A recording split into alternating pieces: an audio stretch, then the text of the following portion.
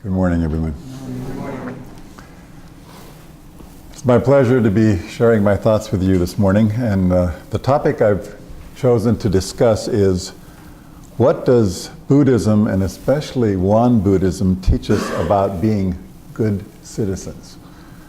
Or put in other terms, what does it mean to be a good Buddhist citizen? Now, this is a very tricky topic and one that we don't discuss very much, except sometimes in the discussions after service we've talked about this. But I think it's very important. As a Christian minister, I'm actually a Christian Buddhist, if you will, both. And one who studied Christian theology, I've always been interested in ethics. And for me, the crux of the Christian gospel was and is living a morally sound, ethically good life. Christian ethics has always stressed the centrality of love. Love your neighbor as yourself, treat others with unqualified love and respect. Feed the hungry, clothe the naked, even love your enemies. It's all about love. The problem for Christians when it comes to day-to-day life is how to translate the meaning of that message of love into attitudes and actions that relate to current social and political realities. I had a very sobering experience with this problem many years ago when I was pastor of an interdenominational Christian church in Antwerp, Belgium in the late 1960s. I was young, I was idealistic, and I think I was somewhat naive. And I tended to see things pretty much in all or nothing kinds of terms. At that time, the U.S. was involved in the war in Vietnam. And it was very clear to me that this war was wrong, indeed it was evil, and it was the duty of every Christian to oppose the war. And I preached at length about that in my sermons on Sunday mornings. Now, the congregation that I was serving at that time was made up largely of politically conservative people from what we would call red states. And needless to say, they were not thrilled with what I was preaching. And I received many anonymous letters from members of the congregation saying, there's no place for politics in the pulpit, you should leave the ministry, someone should take away your passport, you're a traitor to your country. Which hurt, but when I look at how I went about it, I can understand that response. Now, I would still stand today by what I was preaching then, many years ago. I'm still a pacifist. I still think that that was a very ugly and immoral war. But I'm not sure that the way I dealt with it at that time was the best. I don't think I succeeded in convincing anyone that what I was saying was correct. And if I'm honest with myself, what I was saying was probably motivated as much by anger at the US government, at the military, at conservative people, as it was by any compassion for those who were suffering as a result of the war. Now, I share this experience with you because I think it shows just how tricky it is to take general ethical principles and apply them to specific situations. The ego gets too involved and one can fall into many traps. And perhaps this is one of the reasons why ethics are not dealt with more frequently and deliberately in Buddhist teachings and discussions. Were you aware that, I only found out this week, that the field of Buddhist ethics became a formal discipline of study only in the 1990s? That's very recent. That does not mean that Buddhism does not take ethics seriously. On the contrary, one of the things that initially drew me to Won Buddhism 20 years ago, to this temple, was a little sign outside the door which says United Nations NGO. And the realization that Reverend Lee was not just teaching Buddhist principles, but was living them in her defense of women's and children's rights and her commitment to interfaith dialogue and cooperation in facing issues such as famine, poverty, and war at the United Nations. Prior to that, I'd had a misconception that Buddhism was the Buddhists somehow were above it all, separated from the world. The stereotypical picture of the Buddhist monk sitting in a cave, meditating, totally detached from the real world. I quickly learned how wrong I was. In his book, Living Buddha, Living Christ, Thich Nhat Hanh talks at length about the similarities between Jesus and Buddha. and how both sought to make the world a better place. If Jesus taught a message of selfless love, the Buddha taught a message of compassion.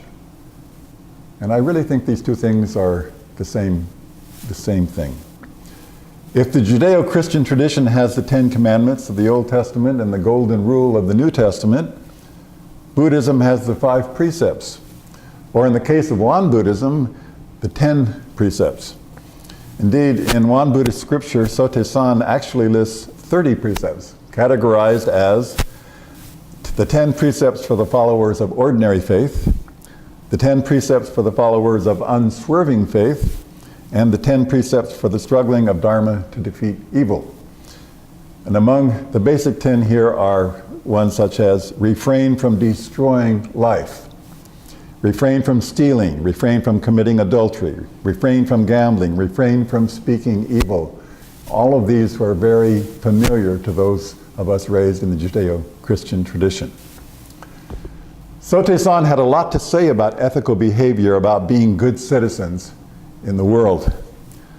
I want to read you a couple of things that he wrote that I was rereading this week. A large section of the scriptures that he wrote are under the title of practice. And chapter 15 is called The Diseases of Society and the Treatments. Let me read you some of what he writes there. He says, if one is affected by disease and unable to recover, one may become deformed or invalid, or in an extreme case, lose one's life. Likewise, a diseased society will become crippled or degraded and eventually fall into ruin if the leader of that society is unconscious of the disease or for a long time fails to seek a remedy. Would that the leaders of the world would listen to those words. He continues, generally, if a society shows any of the following symptoms, that society is affected by a disease. People are not conscious of their own faults, but always reveal the faults of others. People unduly rely upon others. People are not willing to follow righteous leaders as they are supposed to. The leaders are indifferent to the education of their people, not giving them the right instruction. People are rarely public-spirited, seldom encouraging good people and showing no compassion for the weak.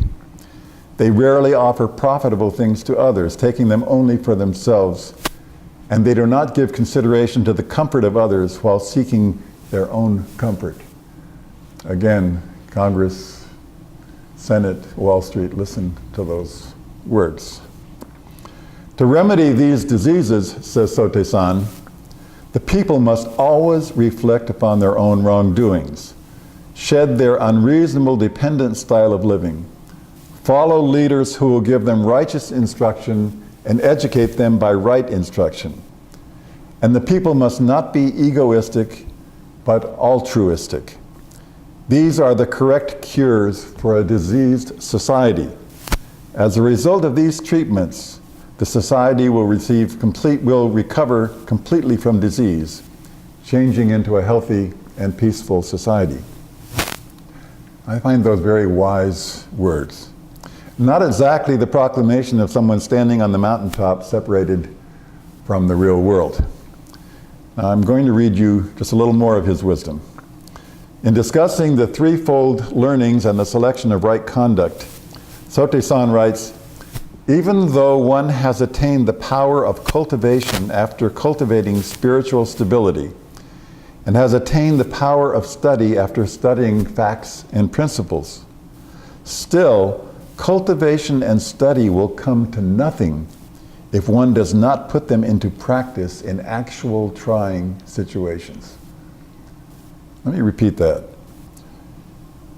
Cultivation and study, which is what we try to do here, will come to nothing if one does not put them into practice in actual trying situations. He continues, this may be compared to a fruit tree that has a good trunk, branches, leaves, and flowers, but no fruit. It is necessary that one develop the ability to perform by all means what is righteous, and to sever by every means what is evil. Finally, when Sotaesan discusses the four great principles, In discussing the last of the four, which he defines as practical utilization of Buddhism and selfless service to the public, he writes, "As for practical application of the Buddha Dharma, it means we should not, as in the past, be incapable of handling worldly affairs because of being attached to the Buddha Dharma. But instead, we should be able to handle worldly affairs even better because of being disciples of the Buddha. In other words, our aim is that we should not be useless in the world by being Buddhist disciples, but through our practical application of the Buddha Dharma, we become useful persons who can help individuals, families, societies, and nations." Wow. And that was my reaction to these words when I read them this week, was, wow. If we thought that Sotaesan was apolitical, or that Won Buddhism teaches us to detach from the social and political realities of the world, I think these words show us that simply is not true. And as I read these words, I see this as a call to action. Get your bodies out there. Do something. Don't be like the fruit tree that bears no fruit. Be positive agents of change in the world.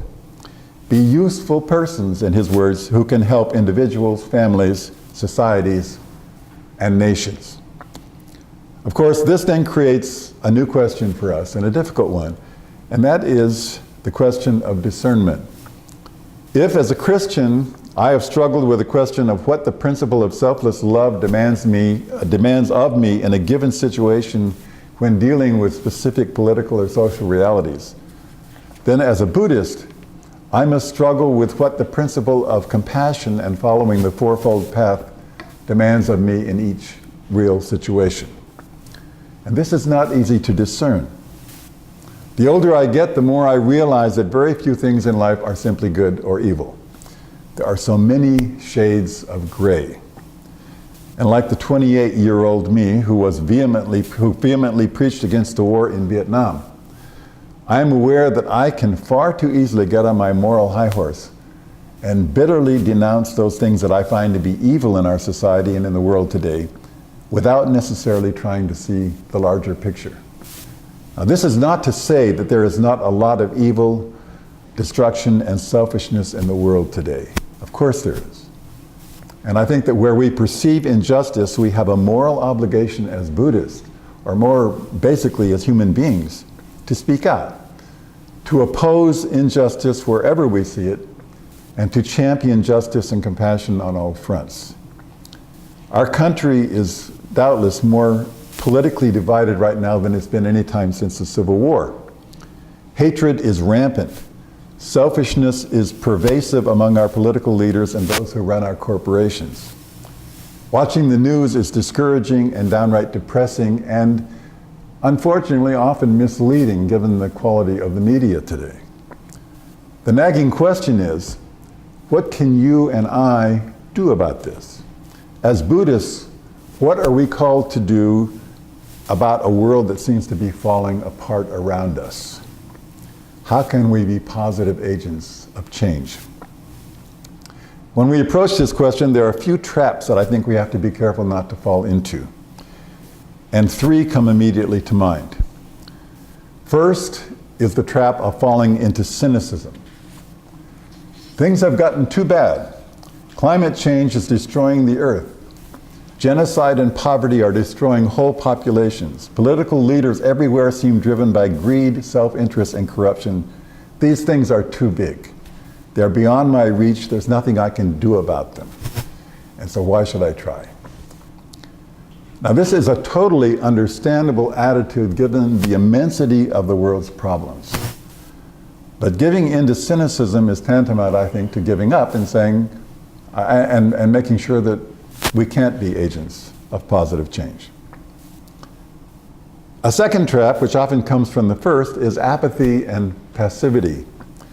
I'll just focus on my own survival since I can't really do much about the rest of it anyway. I read a recent study that I found somewhat disheartening. It said that college-age students today are less interested in social and political issues and less inclined to pursue a career that would address those issues than any generation since the 1960s. Now, does this mean that younger people today are selfish? More selfish? I don't think so. I think many of them feel overwhelmed by what they face when they graduate from college. A difficult job market, a world full of problems that seem beyond their reach. Too often today, a BA will get you a $10 an hour job selling books at Barnes & Noble. So the need for economic survival, for a comfortable life, often overrides the desire to change the world, which is totally understandable, but I think also very unfortunate.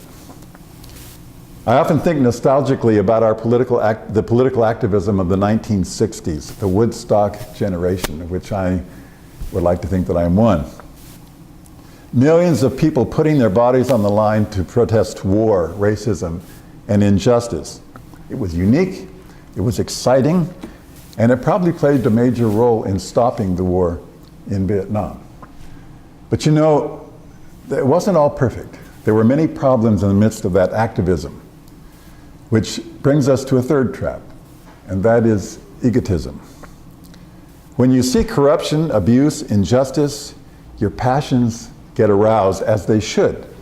But in the 1960s, a lot of people jumped on the bandwagon of activism without really thinking through what they were doing or why they were doing it, or without searching their souls for what would be a responsible reaction to societal problems.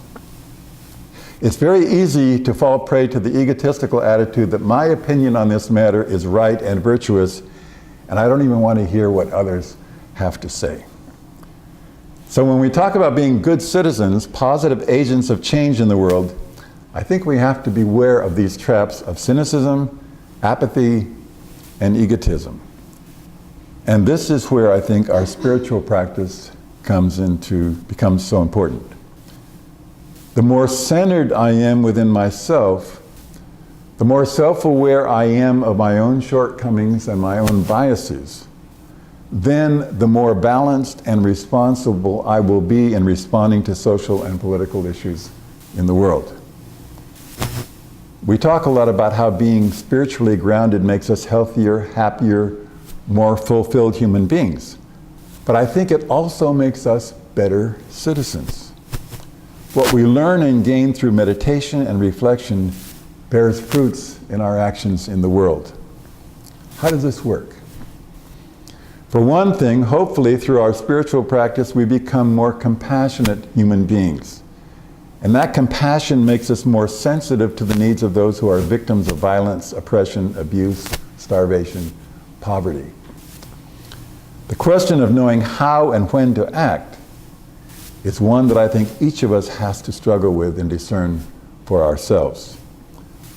The great German Christian theologian Dietrich Bonhoeffer chose to stay in Nazi Germany after Hitler came into power, and he died defending his faith against the Nazis.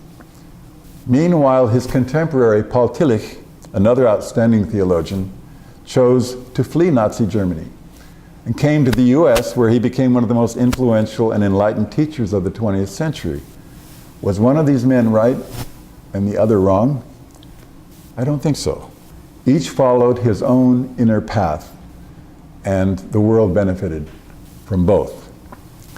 So discerning where and how to act in addressing the issues that face our world and our society today is, I think, a difficult task that each one of us must face individually. Jesus said, love your enemies and pray for those that persecute you. Buddha said, show compassion for all sentient beings, and all sentient beings includes those who you don't like politically, those you consider your enemies. That's a tall order. How do we do that? Does acting out of love and compassion mean that we never get angry or upset? I don't think so.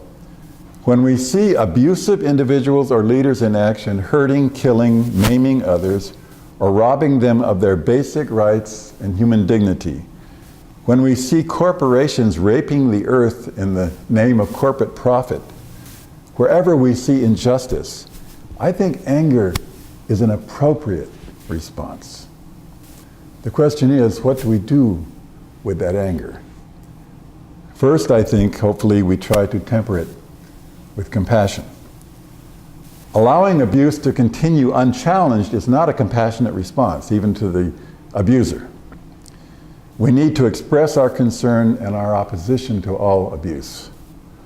But when it comes to getting into dialogue with those who seem to be supporting what appears evil to us, I think we need to be careful. Well, first of all, I think we need to do more of that. On a local level, hopefully our compassion can guide us in learning how to enter into substantial dialogue with those who feel like our political enemies, rather than writing them off as unsalvageable, which is what I think we tend to do, and I know I do that far too much. My daughter once had a great idea a couple years ago. She said, how about if you had an exchange program for high school students where a student from a progressive family in a blue state would spend a year living with a conservative family in a red state, and vice versa? Wouldn't that be a way to start to break down some of the barriers? I think it's a great idea. And it's kind of a metaphor of what kind of dialogue we need to engage in on all fronts. On a broader level, when dealing with political and corporate greed and abuse, destruction of the environment, misuse of the media from which we get our information, our challenge is a way to express our opposition to these abuses, to take action that, when done in numbers, hopefully over a period of time, will make a difference. But each one of us has to take responsibility for how we can best address those issues. Some of us may be called to take significant, dramatic action. Most of us will probably settle for something less dramatic, more mundane, but hopefully no less significant. So long as we continue our spiritual practice and are brutally honest with ourselves about our motivations and our limitations, I think then we can decide how we each can be agents of change in the world. What is clear to me is that as Buddhists, and again, more basically, as human beings, it's our responsibility to be the best possible citizens that we can be. In So Desan's words, we're called upon to develop the best we can, quote, the ability to perform by all means what is righteous, and to sever by every means what is evil. We need to trust that through meditation and self-enlightenment, hopefully, we can each better discover how to do that, what that means and calls us to do. Thank you for listening.